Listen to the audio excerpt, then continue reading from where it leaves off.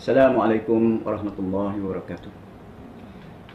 Alhamdulillah nahmaduhu wa nasta'inuhu wa nastaghfiruh wa natubu ilaih wa na'udzu billahi min syururi anfusina wa min sayyiati a'malina.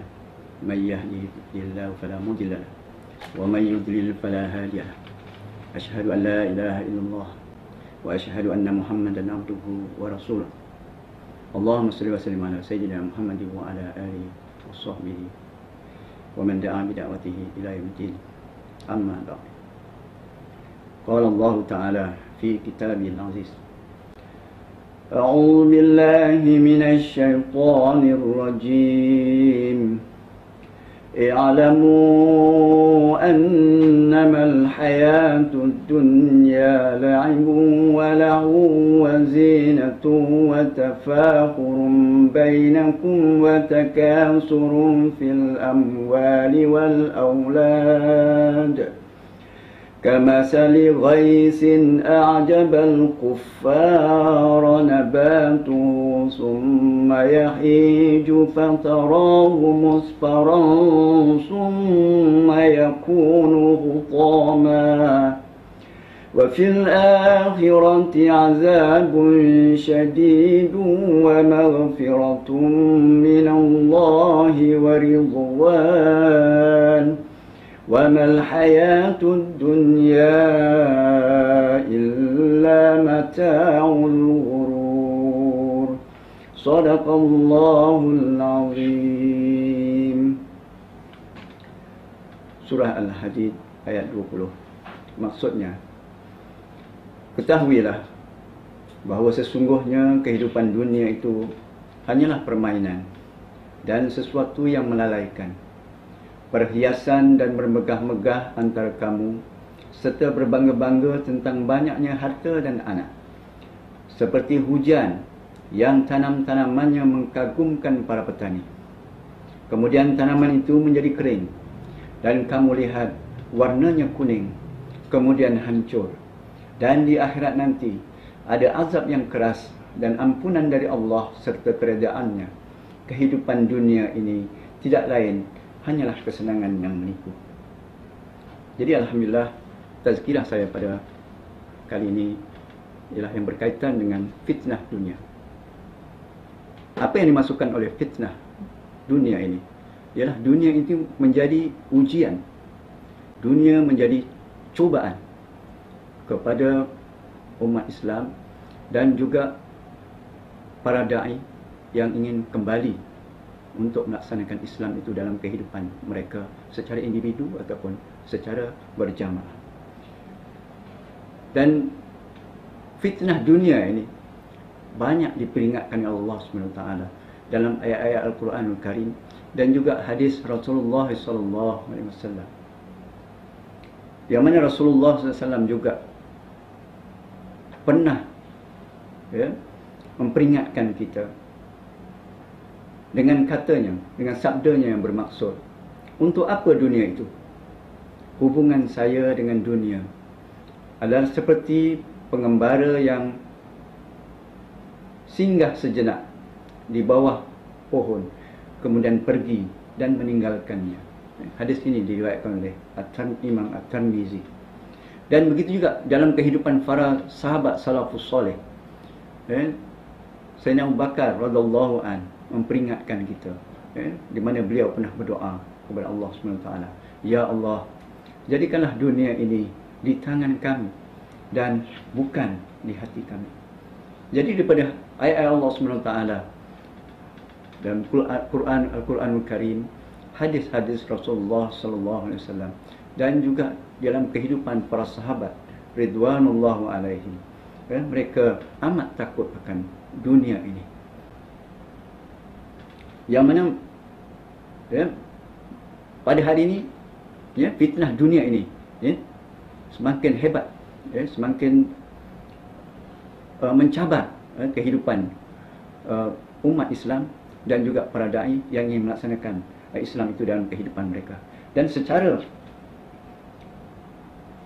ringkasnya, fitnah dunia ini bolehlah kita bagikan kepada 3 bahagian.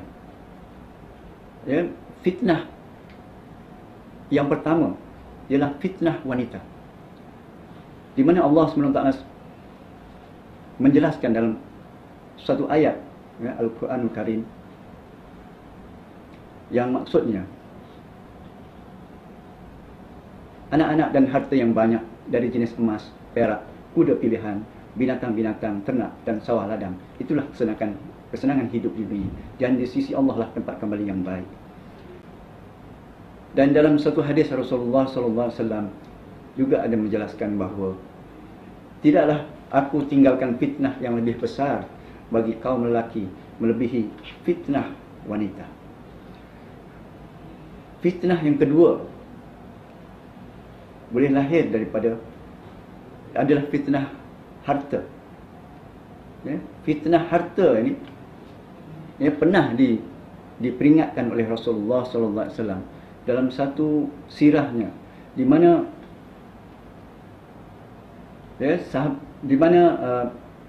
Abu Ubaidah bin Al-Jarrah telah membawa harta dan jizyahnya untuk dibagi-bagikan kepada orang-orang Ansar, dan mereka berkumpul untuk solat subuh dengan Nabi SAW. Di mana selesai solat subuh, maka mereka mendatangi Rasulullah SAW, dan Rasulullah SAW tersenyum ketika melihat mereka, kemudian bersabda, saya yakin kamu mendengar bahawa Abu Ubaidah datang dari Bahrain dengan membawa sesuatu. Mereka menjawab, betul wahai Rasulullah. Rasulullah SAW bersabda, berikanlah kabar gembira dan harapan apa yang menyenangkan kamu. Demi Allah, bukanlah kefakiran yang paling aku takutkan menimpa kamu, tapi aku takut dibukanya dunia untuk kamu sebagaimana telah dibuka kepada orang-orang sebelummu, dan kamu akan berlomba-lomba mendapatkannya sebagaimana mereka berlomba-lomba, dan akan menghancurkan kamu sebagaimana telah menghancurkan mereka. Hadis riwayat Bukhari dan Muslim. Jadi fitnah harta perlu kita waspadai, kerana pintu-pintu perbendaharaan harta sudah demikian rupa terbuka lebar. Mudah kita mendapat harta, dan mudah pula lah ia menjadi fitnah dalam kehidupan kita. Apabila kita berlomba-lomba membeli rumah, membeli kemewahan yang berlebihan, perabot rumah tangga, kenderaan-kenderaan yang mahal-mahal, dan semua itu merupakan ujian dan fitnah kepada kita. Begitu juga dalam sirah Rasulullah SAW, kita dapati bahawa Rasulullah SAW dan para sahabatnya pernah ditegur keras oleh Allah kerana memilih mendapatkan ghanimah dan tawanan perang, padahal semua itu dalam pertimbangan dakwah dan bukan atas nama dakwah. Jadi kejadian itu peristiwa itu diabadikan dalam Al-Quran dalam surah Al-Anfal, yang maksudnya tidak patut bagi seorang Nabi untuk mempunyai tawanan sebelum ia dapat melumpuhkan musuhnya di muka bumi. Kamu menghendaki harta benda duniawiyah, sedangkan Allah menghendaki pahala dan akhirat untukmu. Dan fitnah yang ketiga ialah fitnah kekuasaan. Jadi fitnah kekuasaan ini biasanya menimpa di kalangan golongan-golongan pemerintah yang mendapat kekuasaan, di mana apabila mereka mendapat kekuasaan ini, mereka akan cenderung untuk menyalahgunakan kuasa dan untuk mendapatkan pintu ataupun kunci-kunci harta daripada jawatan ataupun kuasa yang mereka ada. Jadi fitnah kekuasaan ini juga dapat menimpa gerakan dakwah, dan memang telah banyak menimpa gerakan dakwah dari dulu sampailah pada sekarang ini. Dan fitnah kekuasaan yang dahsyat, yang paling dahsyat menimpa para dai ialah ianya menyebabkan perpecahan, saling menjatuhkan untuk mendapatkan kekuasaan itu, saling fitnah memfitnah, bahkan sampai kepada peringkat di mana akan memungkinkan mereka untuk sampai kepada peringkat membunuh untuk mendapatkan kekuasaan yang mereka inginkan itu.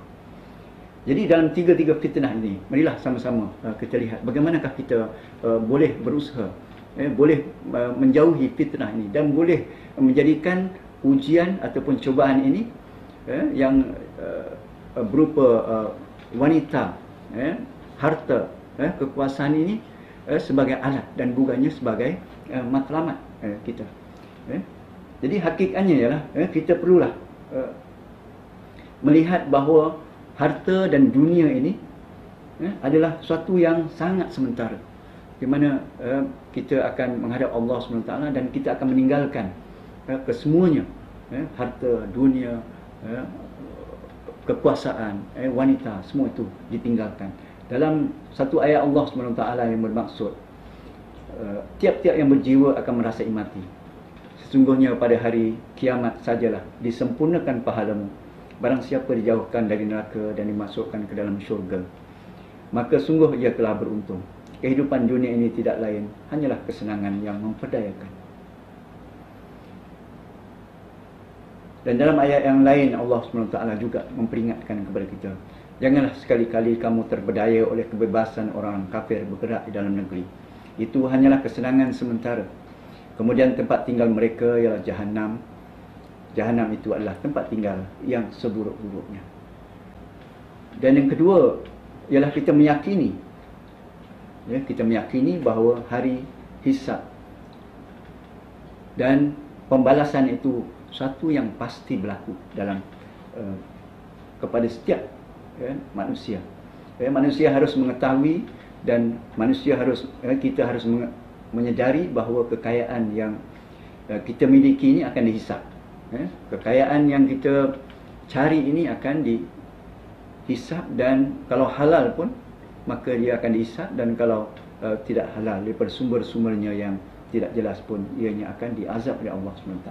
Bahkan semua yang dimiliki dan dinikmati manusia, kecil, besar, akan dicatat dan dipertanggungjawabkannya. Oleh kerana mereka harus berhati-hati dalam mencari harta kekayaan dan dalam membelanjakannya. Dan yang ketiga ialah kita mestilah sedar dan meyakini bahawa balasan Allah di akhirat itu jauh lebih nikmat dan jauh lebih abadi. Dalam hal ini Rasulullah SAW telah bersabda yang maksudnya Allah menjadikan rahmat 100 bahagian, 99 bahagian rahmat itu Allah tahan dan Allah turunkan ke bumi satu bahagian. Satu bahagian itulah yang menyebabkan sesama makhluk saling menyayangi sampai kuda mengangkat telapak kakinya dari anaknya, khawatir mengenainya. Muttafaqun alaih. Jadi begitulah kenikmatan yang paling nikmat yang Allah berikan di dunia. Ini hanyalah satu bahagian daripada apa yang Allah tahankan sebanyak 99 bahagian itu, di mana 99 bahagian itu Allah akan kurniakan kepada orang-orang yang beriman di syurga nanti, insya-Allah. Jadi kesimpulannya, fitnah dunia ini ataupun ujian, cubaan dunia perlulah kita waspada dan kita berhati-hati menghadapinya. Bukanlah kita menolak dunia, tetapi kita menjadikan dunia ini sebagai jambatan untuk kita mendapat keredaan Allah SWT dan balasan yang Allah telah tentukan untuk orang-orang beriman di syurga nanti, insya-Allah. Jadi marilah kita sama-sama jadikan diri kita meningkatkan kemampuan kefahaman kita untuk kita sama-sama membentuk diri kita untuk menjadi seorang insan yang rabbaniyah, yang berjiwa rabbaniyah dan bukan berjiwa madiyah ataupun jiwa keduniaan, dan bukan pula berjiwa rahbaniyah, kerahiban. Jiwa inilah yang selalu mendapat bimbingan Allah SWT. Jiwa inilah yang akan sentiasa berinteraksi dengan Al-Quran, baik dengan cara kita mempelajarinya maupun dengan cara kita mengajarnya. Jadi itulah sedikit tazkirah dari saya untuk kita semua. Mudah-mudahan sedikit sebanyak kita akan mendapat manfaatnya. Wabillahi taufiq wal hidayah. Assalamualaikum warahmatullahi wabarakatuh.